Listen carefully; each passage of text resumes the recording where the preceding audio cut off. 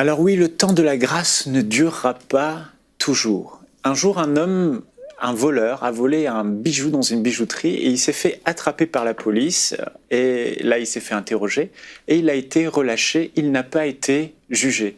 Alors l'homme s'est réjoui, il s'est dit, bon, je n'ai pas de jugement, je suis dans un temps de grâce. Il a continué à faire sa vie, ces petites choses. Mais un jour, des mois plus tard, il se fait convoquer devant le juge. Et là, il est condamné et jeté en prison. Et ce n'est pas parce qu'il n'y a pas de jugement immédiat qu'il n'y aura pas de jugement différé.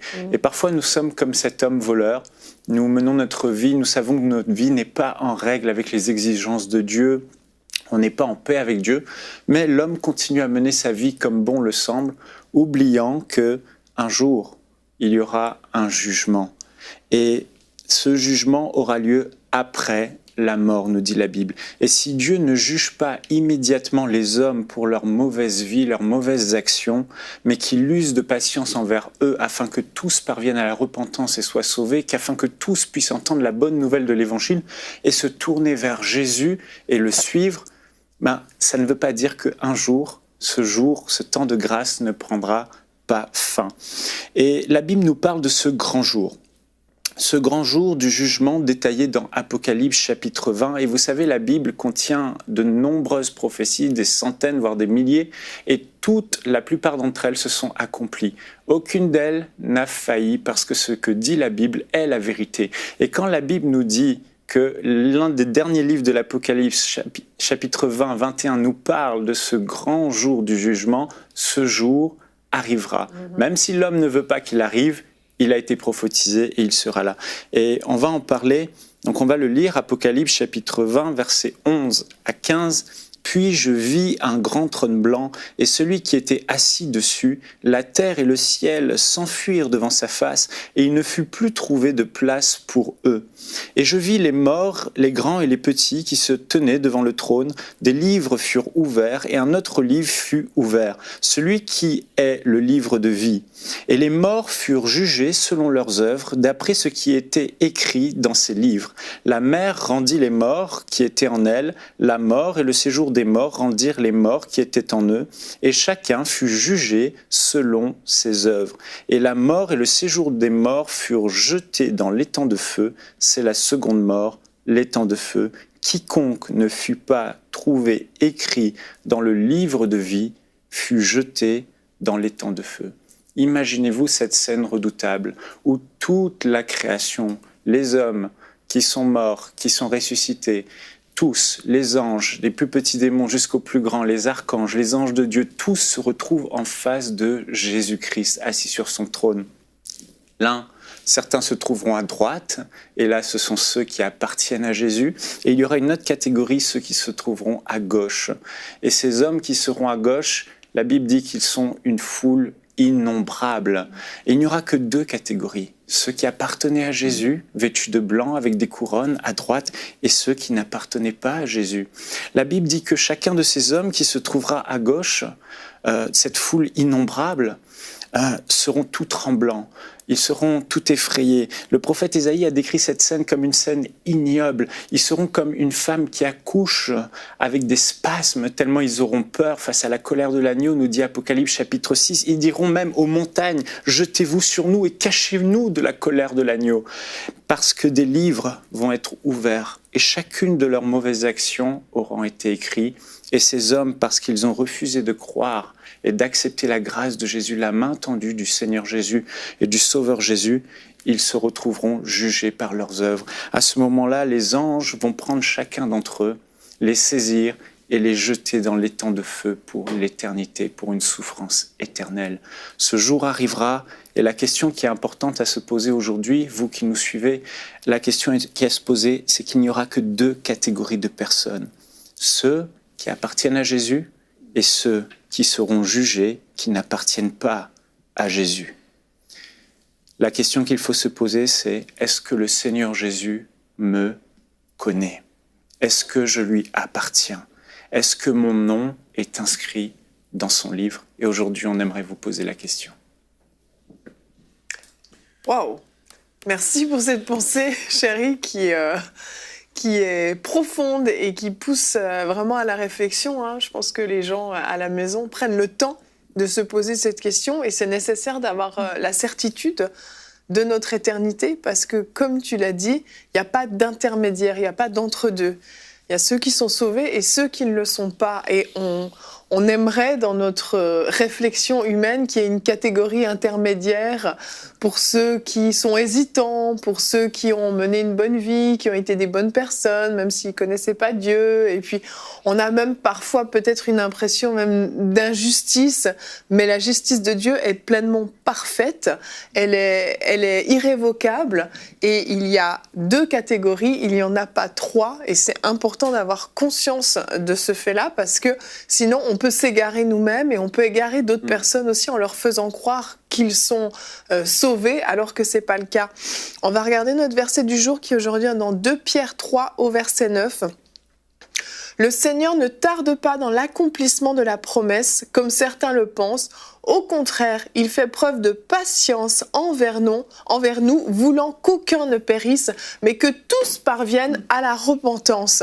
Et quand on écoute parler du jugement de Dieu, on peut trouver ça dur, on peut se dire mais où est la bonté de Dieu dans ce jugement-là? Mais ce verset est rempli de la bonté de Dieu, où on voit Dieu qui est patient, qui retarde ce jour le plus possible pour que tous, si possible, parviennent à la repentance, pour que tous soient sauvés, parce que tous ont besoin d'être sauvés. Mais ce jour, finalement, finira par arriver et il faut se tenir prêt, il faut en avoir conscience. On est un peu dans le mode de Noé ici, où Noé, Oui. pendant des années, des centaines d'années, va prêcher, le prédicateur de la justice, pour reprendre l'expression de l'apôtre Pierre. Mais à un moment donné, Dieu ferme la porte. Oui. Mais tant que la porte est ouverte, c'est le temps de rentrer. Mais quand la porte est fermée, c'est trop tard. Et aujourd'hui, comme va le dire l'apôtre, si vous entendez sa voix, n'endurcissez pas votre cœur, parce qu'aujourd'hui est le jour du salut. Mais il y aura un jour où ce sera fini. Donc c'est ça la pensée du jour, c'est que c'est aujourd'hui, c'est pas demain.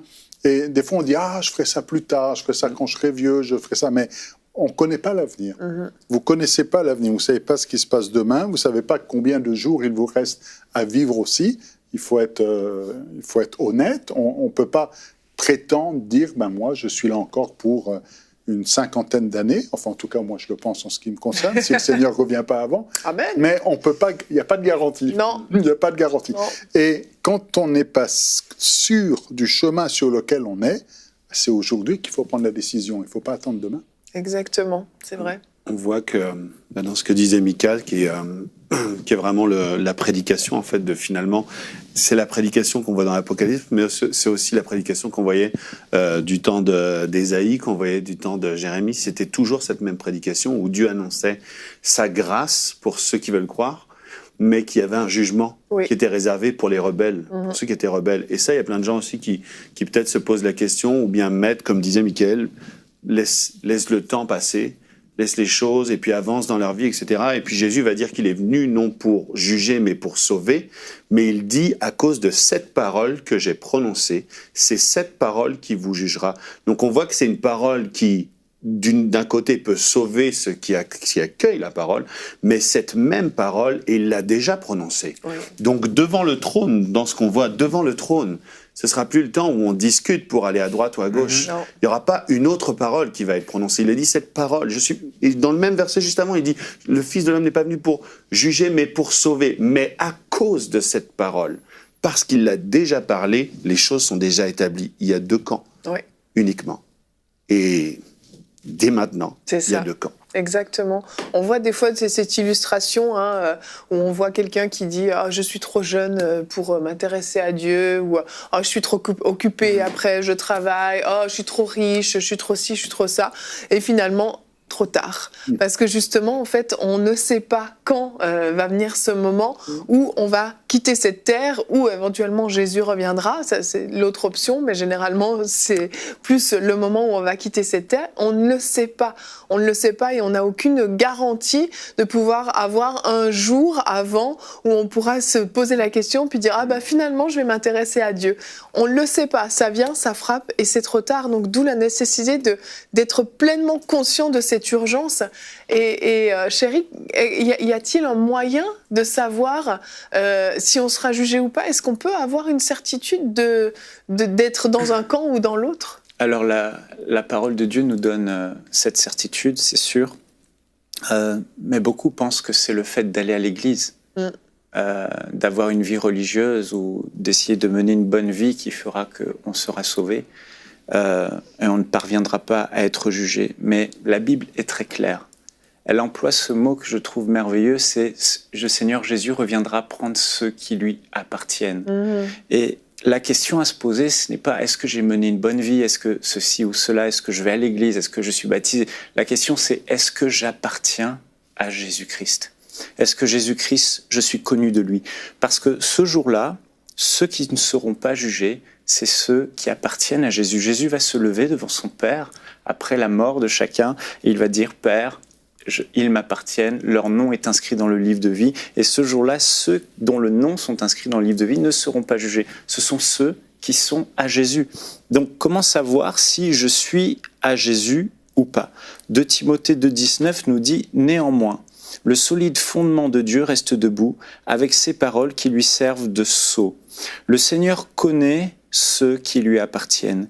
Et quiconque prononce le nom du Seigneur, quiconque dit que Jésus-Christ est le Seigneur de ma vie, le propriétaire de ma vie, mon Dieu, il est écrit qu'il s'éloigne de l'iniquité. » Donc ici, l'apôtre Paul dit à Timothée, c'est le sceau, ces paroles sont certaines. Quiconque dit appartenir à Jésus, qu'il s'éloigne de l'iniquité, du mal. Et si quelqu'un se dit appartenir à Jésus, alors cette personne doit s'éloigner déjà du mal et de l'iniquité et du péché. Non par une obligation religieuse, mais parce que le jour où il a fait de Jésus son Seigneur et son Sauveur, le Saint-Esprit est venu habiter en lui, et parce que l'Esprit de Dieu habite en lui, il n'aime plus le mal, il n'est plus à l'aise avec le mal, il n'aime plus le péché. Et ça, c'est déjà un point clair dont dit la parole de Dieu, qui montre qu'on lui appartient, c'est qu'il y a eu une vie avant, une vie de désordre, une vie qui ne plaisait pas à Dieu, et maintenant que j'ai rencontré Jésus et que je lui ai donné ma vie est droite devant lui, j'ai changé mes habitudes, voilà. Et l'un des tests que le Seigneur fait par rapport pour savoir ceux qui lui appartiennent ou pas, c'est le test de la fidélité à sa parole. Luc 6, 46, Jésus dit « Pourquoi m'appelez-vous Seigneur, Seigneur, et ne faites-vous pas ce que je vous dis ?» Donc là, le grand tri se fait déjà. Des gens vont à l'église, les gens disent « Seigneur, Seigneur, Seigneur Jésus », ils font des prières, mais adultère, mensonge, tromperie, désordre, cachotterie, ils vivent dans les ténèbres. Et Jésus, il manque de pardon, il n'aime pas, alors que le Seigneur Jésus a dit tellement de choses dans sa parole. Aimez votre prochain, marchez dans l'amour, marchez dans la vérité. Oui. Et déjà, le Seigneur dit, mais pourquoi vous m'appelez Seigneur, Seigneur ? Et ne faites-vous pas ce que je vous dis ? 1 Jean 2,3 dit, si nous gardons ses commandements, c'est-à-dire ceux du Seigneur, par là nous savons que nous l'avons connu. Celui qui dit « je l'ai connu » et qui ne garde pas ses commandements est menteur. La vérité n'est pas en lui. Mais celui qui garde sa parole, l'amour de Dieu est véritablement parfait en lui. Et par là, nous savons que nous sommes en lui. Celui qui dit qu'il demeure en lui doit marcher aussi comme il a marché lui-même. Si donc on mène une vie non conforme à la parole du Seigneur, la question doit certainement être posée. Est-ce que réellement Jésus-Christ est votre Seigneur? Est-ce que vous lui appartenez? Il y a anguille sous roche, sinon la question se pose. Et pour finir, l'apôtre Jean va aussi dire, 1 Jean 4,16, « Et nous avons connu l'amour de Dieu, l'amour que Dieu a pour nous, et nous y avons cru. Dieu est amour, et celui qui demeure dans l'amour demeure en Dieu, et Dieu demeure en lui, tel il est, tel nous sommes, ainsi dans ce monde. C'est en cela que l'amour est parfait en nous, afin que nous ayons l'assurance de l'assurance au jour du jugement. » Donc Jean disait, vous pouvez avoir de l'assurance le jour du jugement, parce que l'amour de Dieu est en vous, et il se voit parce que vous vous aimez les uns les autres, vous vous pardonnez les uns les autres, vous vous faites du bien les uns les autres, vous marchez dans l'amour, vous ne rendez pas le mal pour le mal. Donc ça, c'est un signe. L'amour, qu'on appartient à Christ et qu'on a connu Christ. Et Jean dit, cet amour est la preuve que vous aurez de l'assurance le jour du jugement. C'est extraordinaire de se dire que on peut avoir une assurance, une certitude en fait, et personnellement je l'ai, et gloire à Dieu, ça me réjouit de savoir que oui, je suis sauvée, oui, j'appartiens au Seigneur.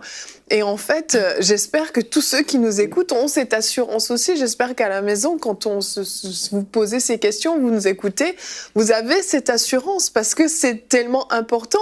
C'est la chose la plus importante de toute une vie. Peu importe ce qu'on va faire sur cette terre, sans cette assurance, c'est terrible en fait, parce que ça veut dire qu'on n'a jamais fait la paix avec Dieu un jour. On n'a jamais décidé vraiment de marcher avec Christ, et on a vécu finalement une vie dans la religion. Qui peut paraître très bonne, qui peut paraître pieuse, mais c'était juste de la religion, et c'est creux si Christ n'est pas là. L'apôtre Paul a cette conviction, il dit « je sais en qui j'ai cru ». Oui. Donc c'est solide, c'est clair. Mais quand il va s'adresser aux Romains, il fait référence à la grâce de Dieu, et à un moment donné, il va leur poser la question en disant « quoi donc pécherions-nous donc pour autant ?» Parce que certains sont dans un mode... que des fois en théologie, il y en a qui vont appeler de l'hyper-grâce. Oui. C'est-à-dire qu'il y a tellement de grâce que finalement, on peut tout faire et n'importe quoi, puisque la grâce de Dieu est là. Le péché abonde, la grâce surabonde. Donc à la rigueur, plus il y a de péché, plus il y aura de grâce. Vous comprenez que c'est une mauvaise logique et un mauvais calcul. L'apôtre Paul dit non, oui. Enfin, il dit non, oui. Il dit les deux. Il répondait à un pasteur, j'ai une question. L'apôtre Paul va dire oui, s'il y a le péché, la grâce est là. Et puis Dieu fait grâce. Et aujourd'hui, c'est encore un jour du salut. Mais ça ne veut pas dire pour autant qu'il faut faire tout et n'importe quoi. Non. La grâce, ce n'est pas un permis de péché. Oui. Au contraire, la grâce, c'est une porte ouverte à la sanctification, à la transformation, à la repentance, à la conversion, au changement de vie, à une vie nouvelle et une vie régénérée. La grâce, c'est pas « je peux faire tout et n'importe quoi, puisque de toute façon même, il me pardonnera tout ». Maintenant, oui, Dieu nous aime, et il est prêt à nous pardonner, mais il s'agit de ne pas se moquer de Dieu. Pour reprendre l'expression du prophète, on ne se moque pas de Dieu, parce que quelque part, si on pêche juste parce qu'on sait qu'il va nous pardonner, ben c'est qu'on n'a rien compris. Ben oui. Et qu'il n'y a pas la crainte de Dieu qui est là, et qu'on n'a pas compris qu'un jour, Dieu nous demandera des comptes. Exactement. Tout à l'heure, Jonathan parlait de Noé. Et Noé, on dit de lui que c'était un prédicateur de justice. Et peut-être qu'il y a des gens, ils se retrouvent, ils entendent cette émission, ils se disent, bah, on m'a jamais dit les choses clairement. En fait, moi, je croyais que c'était bon pour moi. Et à la fois, oui, pour notre propre salut, notre propre assurance, c'est important de savoir qu'il va y avoir un jugement, mais aussi quand on parle nous-mêmes de Jésus, qu'on soit dans le ministère ou pas dans le ministère, c'est de dire aux gens, c'est pas juste un sentiment, une petite émotion, etc. Oui. Et moi, pour ma part, en fait, on m'a pas présenté un message dilué, donc je me suis jamais vraiment posé la question. Il y a plein de choses, ça m'est jamais passé par la tête parce que tu le savais si tu y étais ou si tu y étais pas, c'était une évidence même. Et mais d'un autre côté, tu sais à quoi tu dis non, mais tu sais aussi à quoi tu dis oui. Et quand le message est dilué, tu sais pas trop ce que ça comprend, ce que ça comprend pas, et on parle du jugement. Est-ce que moi je vais être jugée? Est-ce que j'ai fait une expérience, etc. Parce qu'on me l'a pas dit comme ça. Et c'est important aussi dans notre message de ne pas faire de l'hyper-grâce pour que les gens disent oui, parce qu'on n'est pas dans une compétition au oui. Les gens, après, ils seront devant le trône et puis ils diront, bah oui, mais moi, Annabelle m'a dit que juste si je disais Jésus de temps en temps, ça allait passer. Et ça passera pas, en fait. Non. Pardon, excuse-moi. Non, vas-y.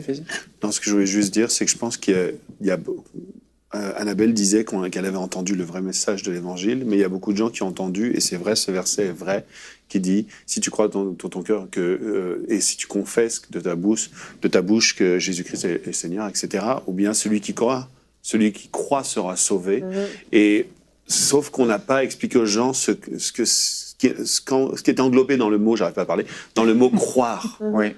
On leur a pas dit ce que ça voulait dire. Oui. Ils ont juste dit croire. Mais si on lit plus tard, on verra que les démons aussi croient. Exactement. Mais si on n'explique pas ce que ça implique, ce mot croire, et je pense à une personne là, vous venez d'Afrique, vous avez déménagé, vous êtes en Belgique, vous êtes de tradition catholique, et là vous commencez à être touché en regardant cette émission parce que vous entendez que vous avez cru d'une certaine manière, une personne qui a cru d'une certaine manière que Jésus était Seigneur, mais vous n'avez pas compris ce que c'était que de croire. C'est faire de Jésus le Seigneur. La personne qui est le Seigneur, qui est votre Seigneur. Vous le suivez, vous allez là où il va. Vous vivez selon ce qu'il dit. Vous êtes soumis à sa parole, qui est l'autorité de votre vie. Être le Seigneur, c'est ça. Croire, c'est croire dans le Seigneur. C'est pas seulement croire dans le Dieu qui existe, c'est croire dans le Seigneur. Ouais. Et, pardon, excuse-moi, je te coupais. Non, c'est très bien. Et je pourrais rajouter à tu viens ce de que... prophétiser, donc... Je on pourrais va rajouter laisser. à ce que Gwen dit, c'est vraiment important. Bon, le temps nous manque peut-être pour en parler, mais ce n'est pas le fait de mener une vie droite qui nous sauve, mais le fait que vous meniez une vie droite et conforme à ce que Jésus dit, c'est la preuve que dans votre cœur, Jésus règne. C'est la preuve que vous aimez Jésus, c'est la preuve que vous lui avez donné votre vie.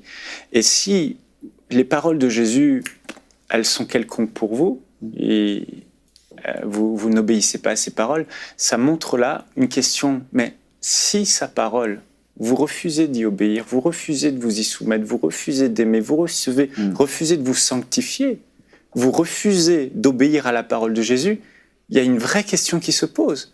Mais si sa parole ne vaut pas grand-chose pour vous, est-ce que lui vaut quelque chose pour vous ? Qui est Jésus pour vous ? Et la Bible est claire, il n'a été donné aucune autre personne, aucun autre nom par lequel nous devrions être sauvés. Il n'y a de salut en dehors de Jésus-Christ. Seul celui qui réalise que sans Jésus, il est perdu. Il ne peut rien faire pour être sauvé. La seule chose qu'il pourra faire, c'est venir à Jésus et dire « Seigneur Jésus, je mets ma confiance en toi, je te donne ma vie et je décide de te suivre, de suivre ta parole. » À ce moment-là, vous naissez de nouveau, vous rentrez dans le royaume de Dieu, votre nom est dans ce livre de vie. Et tant que vous restez avec cette foi sincère en Jésus, qui se voit par des œuvres qui sont conformes à sa parole, parce que vous l'aimez, à ce moment-là, vous n'avez aucune crainte pour le jour du jugement, parce que lui se lèvera pour vous après la mort et vous justifiera lui-même.